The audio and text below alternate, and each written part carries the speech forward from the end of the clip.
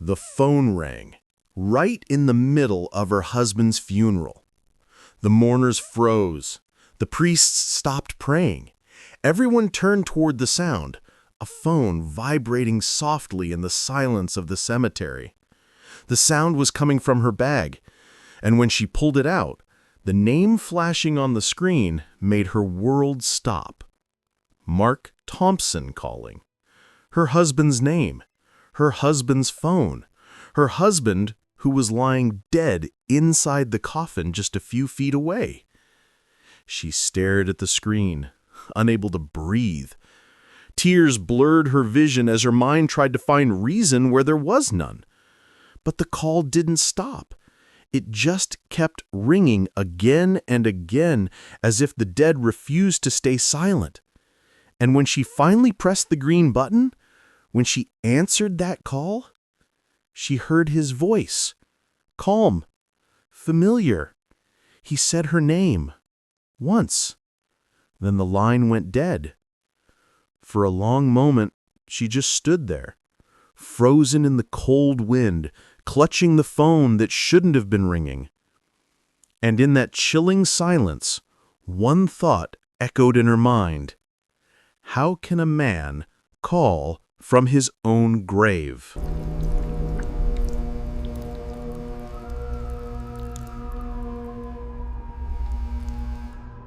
Before that call at the funeral, before the impossible sound of her dead husband's voice, Sarah Thompson believed her life was perfect. At least, that's what she told herself. Mark Thompson was the kind of man people admired. 42 years old, a project manager at a reputable firm, active in the community, loved by his neighbors, respected by his friends. He had a gentle smile, the kind that made people trust him instantly, and a calm voice that always seemed to have the right words for every situation. To Sarah, he wasn't just a husband. He was her best friend, her protector, the man who promised that nothing would ever come between them. They had been married for 12 years. 12 years of memories. The weekend trips, late-night laughter, shared dreams, and quiet prayers before bed. To anyone looking from the outside, they were the definition of stability and love. But the truth behind every perfect picture is that you never know what's hiding in the frame. Everything changed on a quiet Thursday evening. Mark had just come home from work. Sarah remembered the details clearly. The smell of rain, the dinner half-cooked on the stove, and the way he kissed her forehead before walking to the living room. He said he needed a minute to rest. That minute became forever. Moments later, she heard a loud thump. When she ran into the room, Mark was on the floor, eyes open, chest still, his phone lying beside him. She screamed his name again and again, begging him to wake up, but by the time the ambulance arrived, it was too late. The doctors called it a cardiac arrest. Sudden, unexpected, a silent killer, they said, one that gives no warning. Sarah believed them, at least at first. But there were small things, strange, uneasy details, that began to gnaw at her long after the funeral, things that didn't fit. The half-packed suitcase she found in the closet the day after his death, the missing wedding ring that had always stayed on his hand, the late-night calls she had noticed in his phone log, made to numbers she didn't recognize. At the time, she tried to dismiss them. Maybe he'd planned a surprise trip. Maybe he'd lost the ring at work. Maybe, just maybe, she was seeing things that weren't there. But grief does something to the mind. It sharpens some memories and buries others. And as days turned into weeks, Sarah began to feel something she couldn't explain. A sense that Mark's presence never really left the house. She could feel it in the quiet hum of the living room lamp he always fixed, in the faint smell of his cologne drifting through the hallway at night. Once, she could have sworn she heard his footsteps upstairs when she was home alone. She told herself it was grief, just her imagination trying to hold on, until the day the phone rang. Because that call at the funeral didn't just shake her heart, it shattered her reality. It made her question everything she thought she knew about the man she married. In the days that followed, she tried to reason with it. Maybe it was a technical glitch. Maybe someone else had his phone. Maybe, just maybe, she was seeing things that weren't there. But deep down, she couldn't ignore the timing. The call came at the very moment they lowered his coffin into the ground, as if someone, somewhere, wanted her to hear that ring. And then came the second shock. The day after the funeral, she turned on his phone, desperate for answers. The device powered up without a password, something Mark had never allowed before. And there, right on the lock screen, was a new message. It was time-stamped 20 minutes before the funeral. It read only 5 words. "Don't believe what they said." Sarah stared at the message until her hands went cold. The number was unknown, the message unread. But the moment she saw it, something inside her broke. If Mark was truly gone, who sent that message? And if someone else had his phone, why send it right before his burial? She showed the message to the police, but they dismissed it as nothing unusual. Probably spam, maybe a cruel prank. But Sarah couldn't shake the feeling that this wasn't random, that there was more to Mark's death than anyone was willing to see. And the more she searched for answers, the stranger things became. His company refused to release certain files he'd been working on. His co-workers claimed he'd been stressed, distracted, and secretive in the weeks before he died. Even his best friend, Daniel, admitted that Mark had mentioned starting over, but never said what that meant. Sarah was living in a house full of ghosts, not the kind that haunted rooms, but the kind that haunted memories. She couldn't eat, she couldn't sleep, because every time her phone buzzed, her heart skipped, terrified that it might be him again. And then one night, exactly 7 days after the funeral, it happened again. The same number, the same name on the screen. Mark Thompson calling. She didn't answer this time. She just sat there, staring at the phone until it stopped ringing, but when she checked the call log, there was no record of it.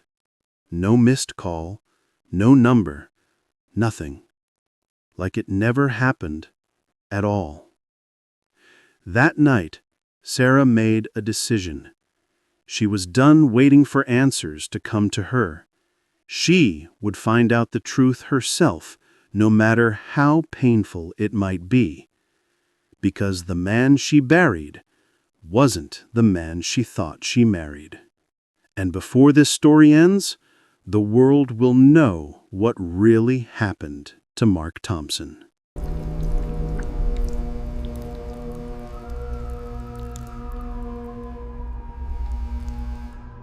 Grief has a strange way of bending time.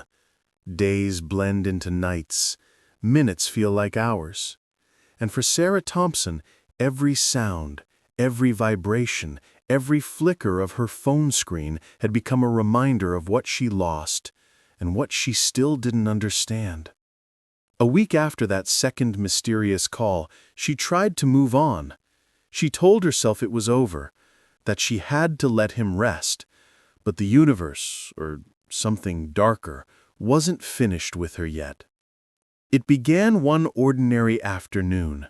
Sarah was sitting on the couch, sorting through condolence cards, when she heard a faint ding from her phone. At first, she ignored it. But when she glanced down, her entire body froze. The message wasn't from a friend.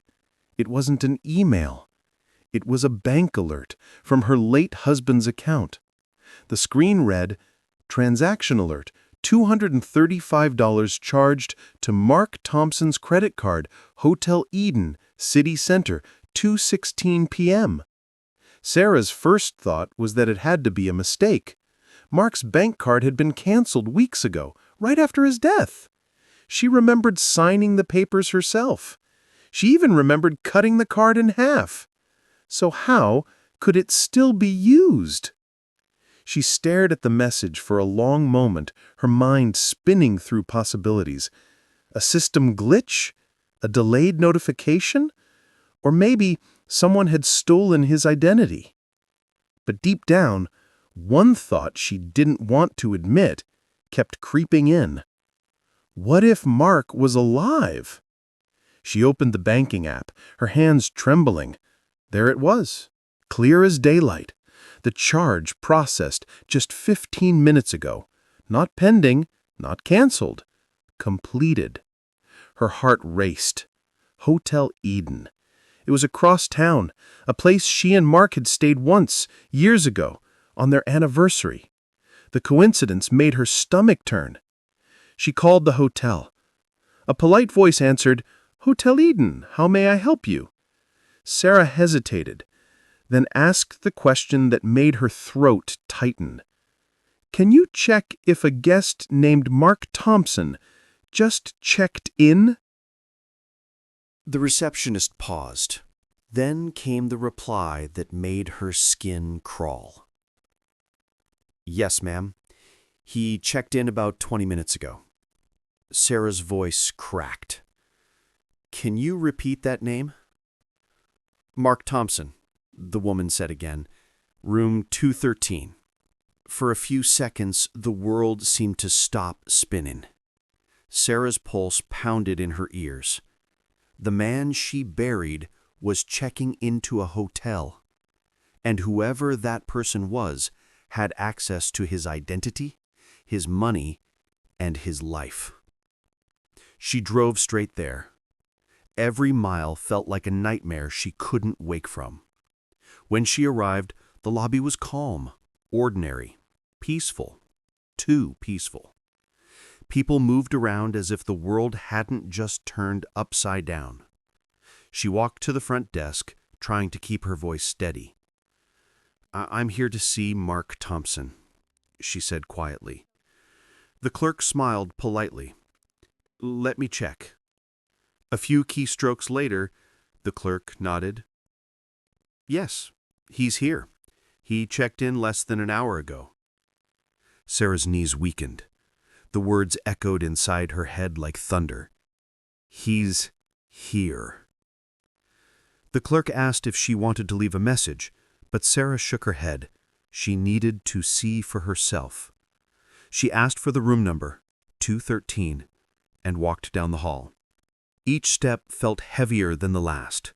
Her mind replayed every memory, every word Mark ever said. Could he really have faked his death? Was this some cruel misunderstanding? Or was someone using his face to play a dangerous game? When she reached the door, she stopped. Room 213. She raised her hand to knock, but then froze. From inside, she heard movement. A faint sound, like footsteps. And then silence. She whispered his name. "Mark?" No answer. She knocked again, harder this time. Still nothing. She went back downstairs, insisting the front desk open the room. After a long pause, a security officer arrived and unlocked the door. Inside was nothing. No luggage, no clothes. Just a neatly made bed and the faint smell of cologne she hadn't smelled since the day he died. The officer checked the register again. The ID used at check-in was genuine. Mark's name, his photo, his signature. Everything matched perfectly. Sarah stood there staring at the empty room, her heart pounding like a drum in her chest. The walls seemed to whisper questions she couldn't answer. Who had just been here? Who used her dead husband's card, his identity, his name, and, most terrifying of all, how did they have his face? Before leaving, she noticed something on the bedside table. A single receipt, printed only minutes earlier. At the bottom of it were two chilling words, written in blue ink. "I'm sorry." Her hands shook as she read them again and again. That handwriting. I'd recognize it anywhere. It was Mark's. But how? That night she sat in her car outside the hotel for hours, staring at the glowing windows. Somewhere behind those walls, someone had walked in using her husband's name and disappeared. She knew then that this wasn't over. This wasn't just about grief anymore. Someone was using Mark's death for something darker. And if she didn't uncover the truth soon, she might be the next person to disappear. Sarah Thompson didn't sleep that night. Not after what she saw. Not after what she felt. Something inside her told her the story wasn't over, that her husband's death was no longer just a tragedy, but a message. The next morning, she returned to Hotel Eden. Same lobby, same front desk, same polite smile from the receptionist. But this time, she wasn't there for answers. She was there for proof.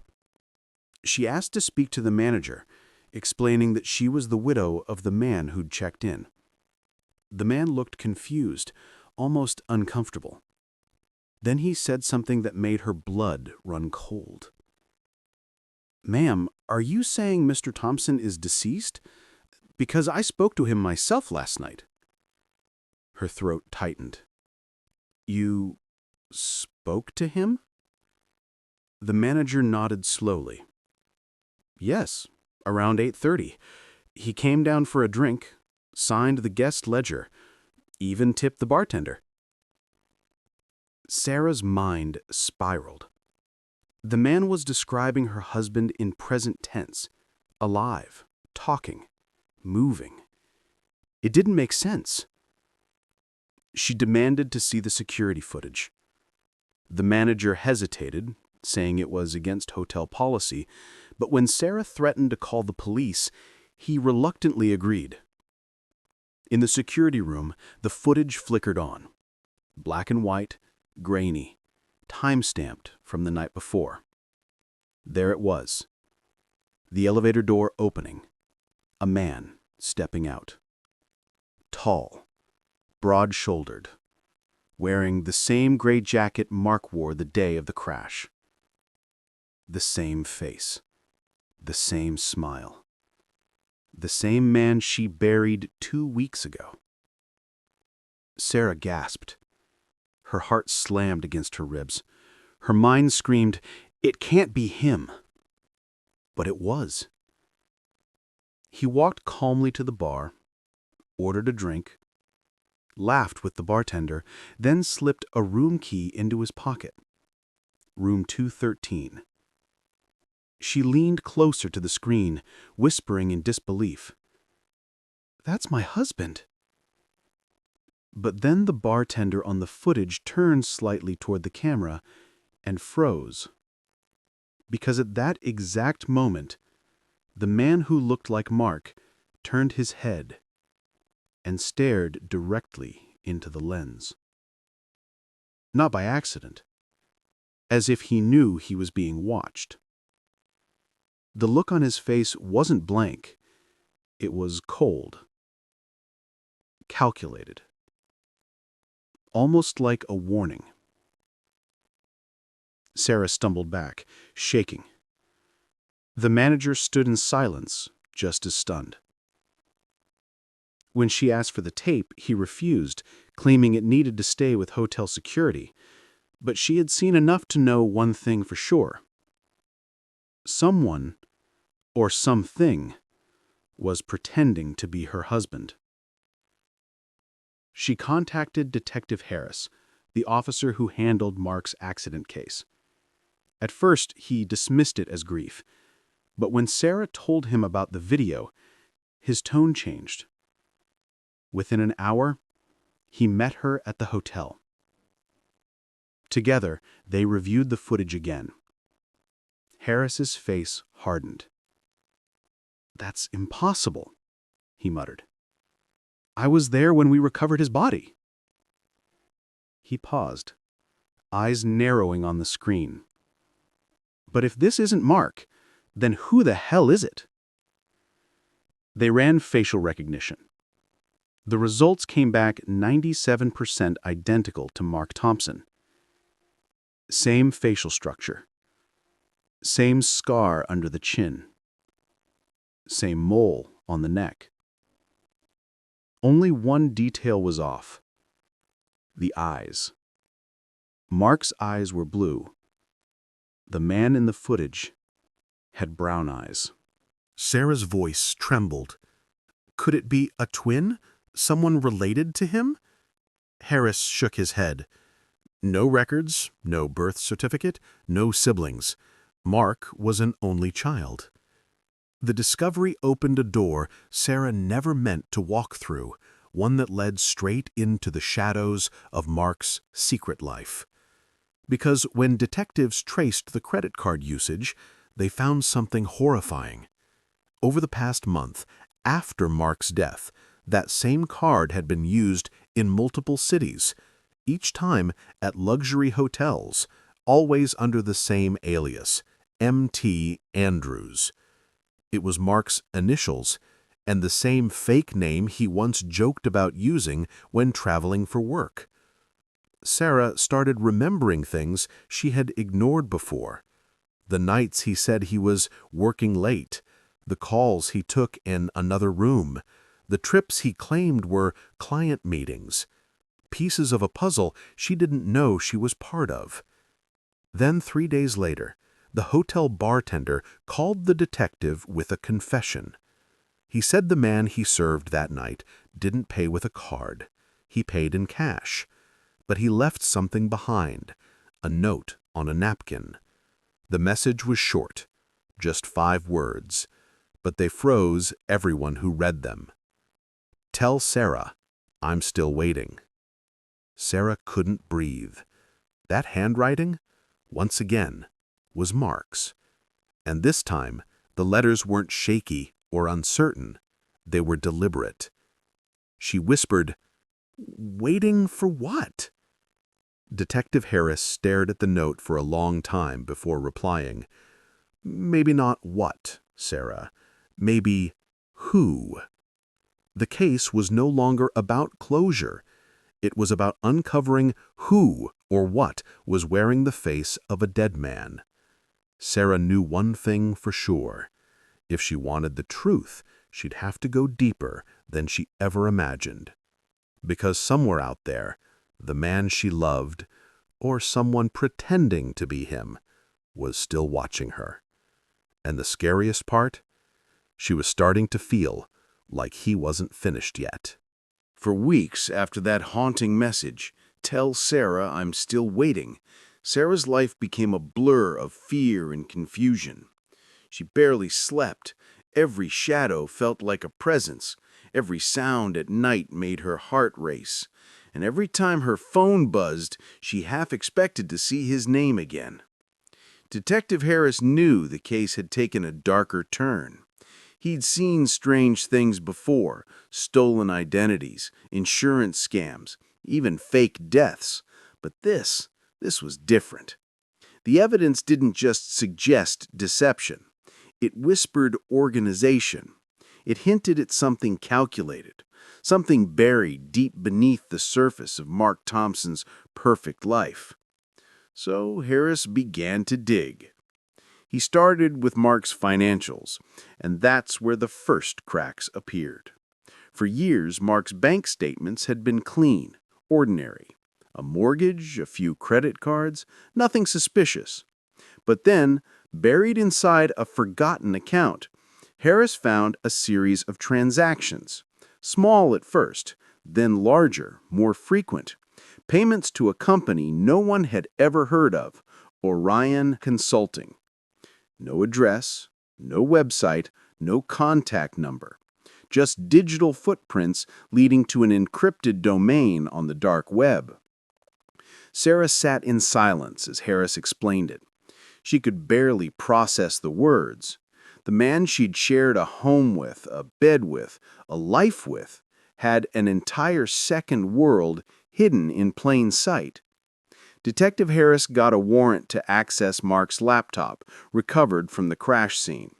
When the forensics team broke through the second layer of encryption, they found folders labeled with code names Echo, Mirror, Resets. Inside were thousands of documents. Passports, IDs, driver's licenses, all belonging to people who existed and people who didn't. Digital ghosts, fake lives, sold identities. Sarah covered her mouth in disbelief.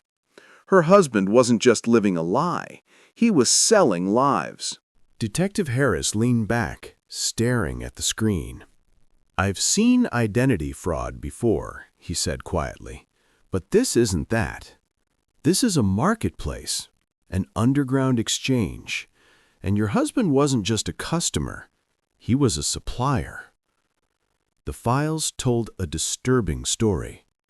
Mark had been part of an elite ring that stole personal data, fabricated new identities, and sold them to people trying to vanish. Fugitives, criminals, or those running from their pasts. And Orion Consulting? It wasn't a company. It was the code name for their network, a hidden syndicate known only through whispers in cybercrime forums. But the deeper Harris and Sarah went, the stranger it got. One folder was different. It was encrypted, locked behind a password that seemed personal. Sarah stared at the screen, thinking. She typed in a single word, forever. The folder opened. Inside was a single video file. Timestamp? 3 days before Mark's death. The footage showed Mark sitting at his office desk, eyes tired, hands trembling. He looked straight into the camera. His voice was low. "If you're seeing this, something's gone wrong." He paused, breathing heavily. "They found out I was leaving.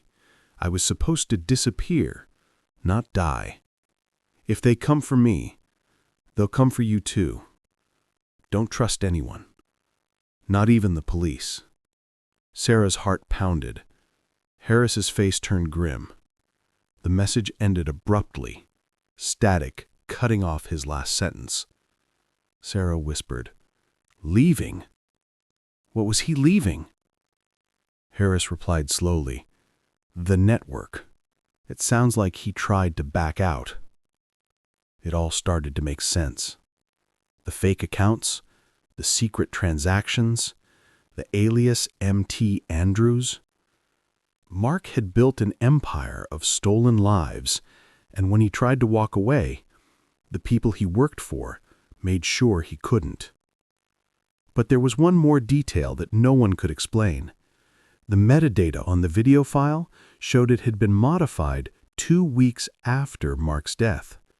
Someone had accessed his computer post-mortem. Someone who knew exactly what they were looking for. Sarah's mind raced. "Are you saying someone's still using his system?" Harris nodded. "Yes. And whoever it is, they're trying to finish what he started." Sarah didn't know whether to cry or scream. The man she buried had built his life on secrets, and now those secrets were crawling back into her world, wearing his face, using his name, haunting every corner of her existence. Then came the final blow. A call from digital forensics. They'd traced the IP address that had logged into Mark's encrypted files, It wasn't coming from another country. It wasn't coming from the dark web. It was coming from her own home network. Her voice broke. "That's impossible. I disconnected his laptop after the funeral." But Harris's eyes told her what she didn't want to believe. "It's not his laptop, Sarah. It's another device, one that's still active." The silence between them was suffocating, and for the first time, Sarah began to realize the ghost she feared might not be dead at all. Maybe Mark never died. Maybe the crash wasn't an accident. Maybe she was never meant to find the truth. Because as the digital trail grew darker, one thing became clear. The man calling from the grave wasn't just sending a message. He was watching, waiting, and planning his next move. And Sarah Thompson had just stepped into the world her husband tried so hard to escape. For days, Sarah lived in a fog of disbelief. Her house felt colder, emptier, yet at the same time she never felt alone. Every door creak made her heart skip, every reflection in the window made her look twice, and every time her phone buzzed, she hesitated, afraid to see his name again. Detective Harris had doubled police surveillance around her home. They traced the signal of the device using Mark's old credentials, but the pings kept moving, first from her neighborhood, then from nearby streets, then inside her block. Whoever it was, they weren't far. Late one night, the power flickered, the lights dimmed, then died completely. The street outside was silent, no wind, no movement, just stillness. Sarah reached for her phone, using its glow to find her way. That's when she saw it, a message on the screen. "I told you I'd always come back." Her breath caught. The sender's name, Mark. Before she could react, the front door creaked open. Slowly, deliberately. Footsteps echoed in the darkness, measured, calm, terrifyingly familiar. Her voice trembled, barely a whisper. "Who's there?" No answer, only silence. Then a shadow emerged from the hallway, tall, steady, unmistakably human. And when the face finally appeared under the dim flicker of her phone's light, Sarah dropped the device. It was him, Mark. Alive, breathing, his hair longer, his face thinner, but the same eyes, the same scar, the same man she'd buried. She stumbled backward, tears flooding her vision. "Mark?" she whispered. He smiled faintly, the kind of smile she'd missed for weeks. "Sarah," he said softly, "I told you not to be afraid." She couldn't speak. Her body trembled. How is this possible? He took a slow step forward. "They tried to kill me, but I survived." His voice was calm, almost rehearsed. "I had to disappear. I had to make you believe." She shook her head violently. "No, I saw your body. I buried you, Mark." He smiled again, but there was something off, a strange emptiness behind his eyes. "You buried what they wanted you to see." She didn't know what to believe anymore. Her eyes told her it was him, but her heart screamed it wasn't. Everything about him felt wrong. His voice, his movements, his tone. It was familiar, yet cold. She stepped back. "What do you want?" He tilted his head slightly, almost curious. "To finish what I started," he said. "To clean the slate." Her hands shook as she whispered, "What are you talking about?" He reached into his jacket and pulled out a flash drive. identical to the one the police found hidden in his old office.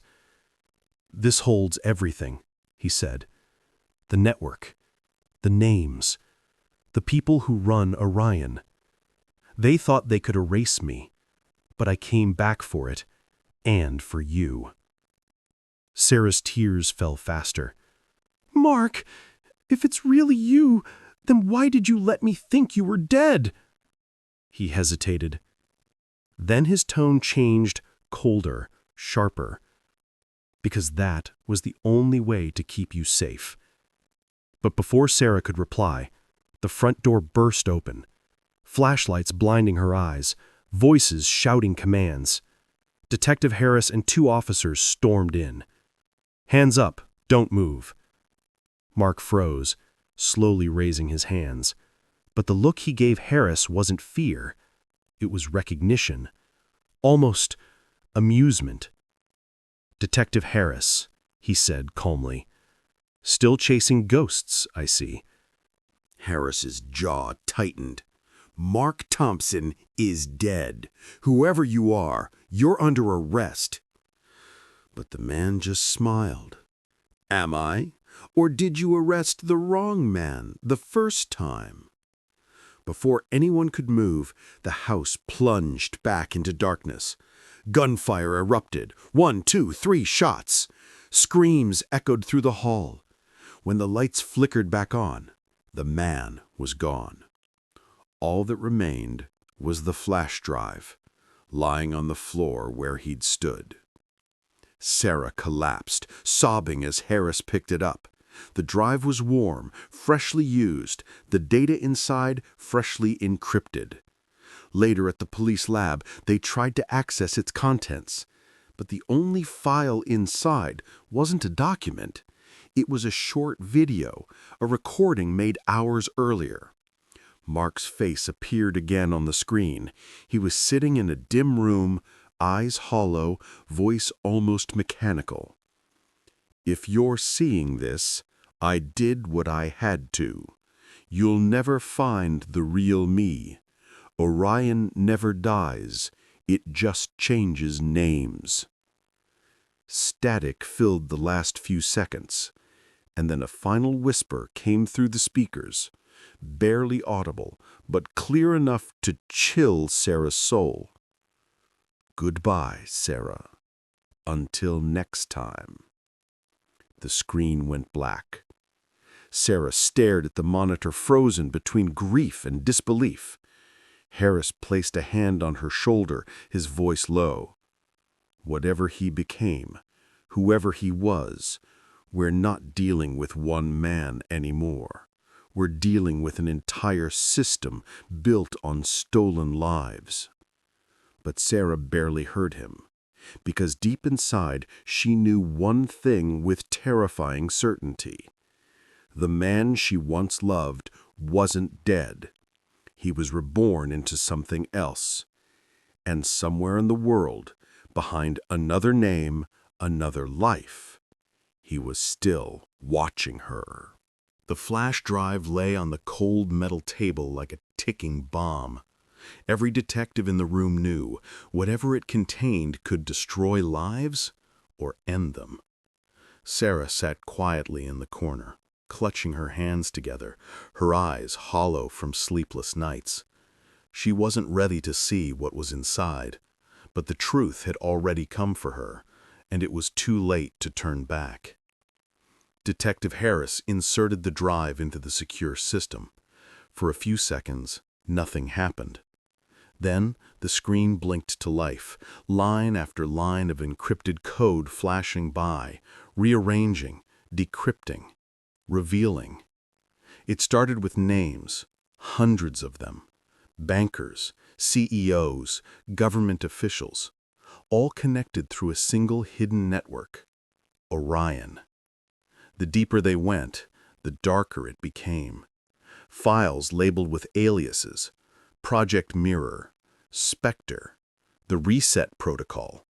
And then, beneath it all, something that made Harris's blood run cold.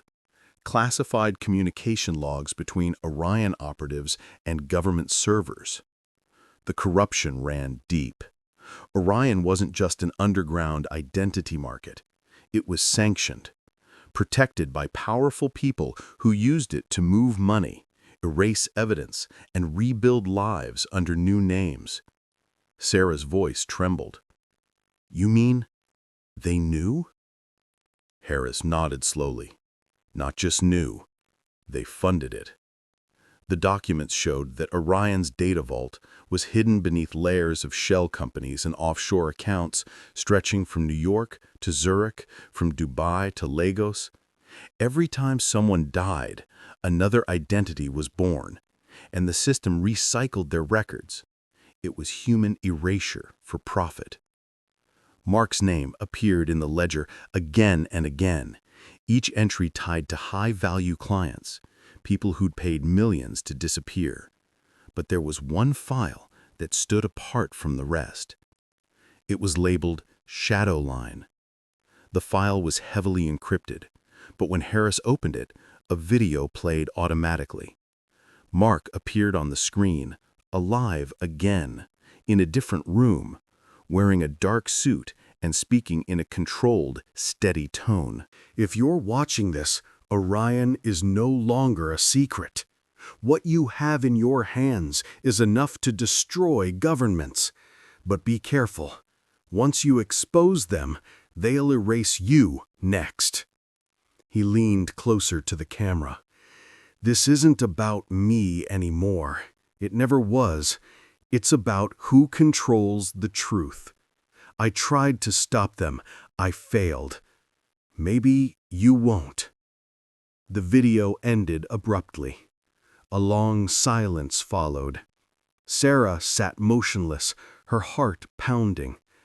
"Destroy governments?" she whispered. What was he part of? Harris turned to her. Something bigger than either of us ever imagined.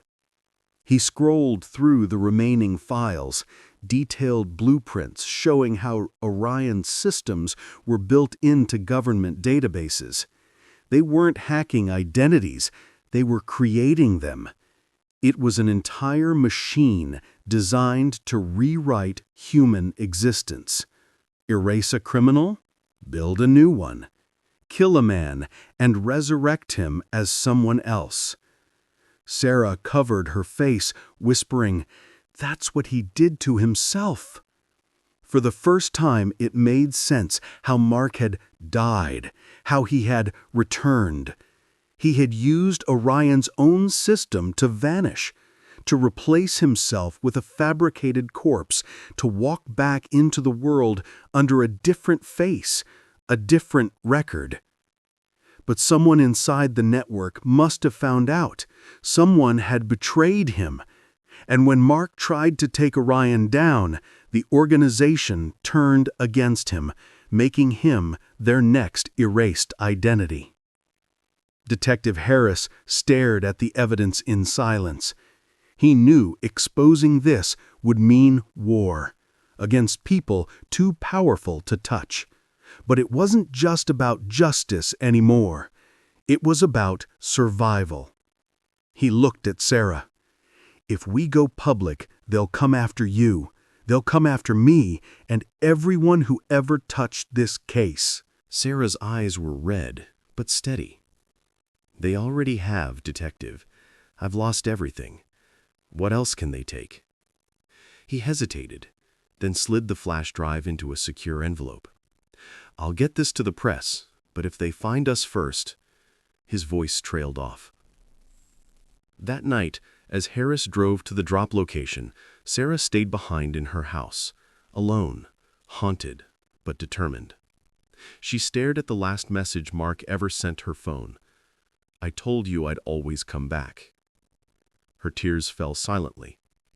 Maybe he had come back, but not as the man she loved, as the ghost of the system he helped build.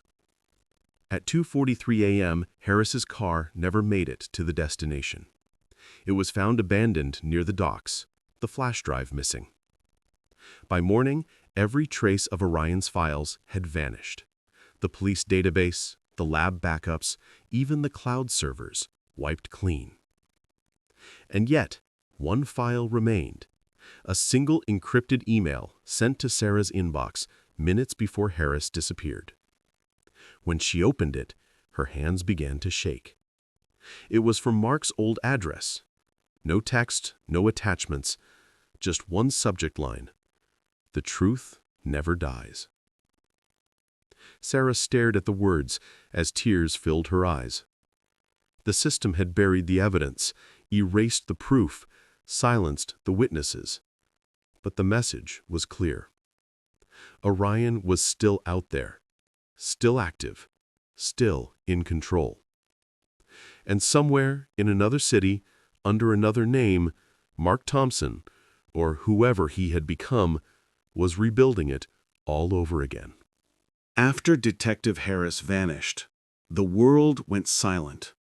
No official reports, no trace of the flash drive, no mention of Orion in any database, as if the entire investigation had been erased overnight. Sarah disappeared too. One moment, she was a grieving widow fighting for the truth. The next, she was gone, her house sold, her accounts emptied, her phone disconnected. It was as if she had taken a page from Mark's own playbook and vanished into the shadows. Months passed, but the story didn't die. Whispers began to surface online about a woman moving from city to city under different names, always alone, always looking over her shoulder. Some said she was running from the people who killed her husband. Others said she was hunting them. What no one knew was that she'd been receiving messages again. At first, they were random. Bursts of static, corrupted files, fragments of old video logs. But then, one night, inside a rented apartment on the outskirts of Denver, Sarah's laptop flickered awake on its own. A single notification appeared. Encrypted transmission detected. Her hands trembled as she entered the passcode, the same one Mark had once used for their home security system. For a moment, nothing happened. Then, the screen went black and a familiar voice filled the room. Sarah. If you're hearing this, I'm still out here, but not as the man you knew. Static cut in, breaking his words into fragments. Orion, still alive. I tried to destroy it. They rebuilt. From the inside. The video glitched again. Mark's face appeared for a brief second, pale, unshaven, eyes filled with regret. They don't just erase people anymore. They replace them. Every system, every leader, every name you trust, rewritten. If you want to survive, disappear again. Don't trust anyone, not even me. The feed began to break apart. Sarah shouted into the screen, "Mark, where are you?" But the video didn't respond. Only one final line appeared before the signal cut out completely. Orion lives. But so do I. The laptop shut down on its own. The room fell into darkness. Sarah sat frozen, tears streaming down her face. The man she had loved, the one who had lied, disappeared, died, and somehow returned, was alive. But he wasn't fighting against her anymore. He was fighting against them. Outside, a car engine idled in the distance. Headlights glowed faintly through the blinds. Someone was watching.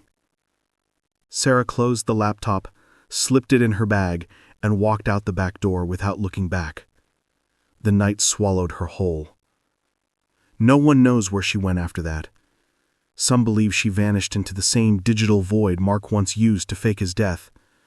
Others whisper that she's still searching, chasing the last ghost of Orion through the hidden corners of the dark web. But one thing is certain. Orion never was destroyed. It simply evolved. Hidden behind the screens we trust, the systems we depend on, and the identities we claim to own. And somewhere, Mark Thompson, or whatever name he goes by now, is still out there, watching, waiting, rebuilding. Maybe the truth didn't die with the files. Maybe it just changed its name. Because in the end, Orion lives.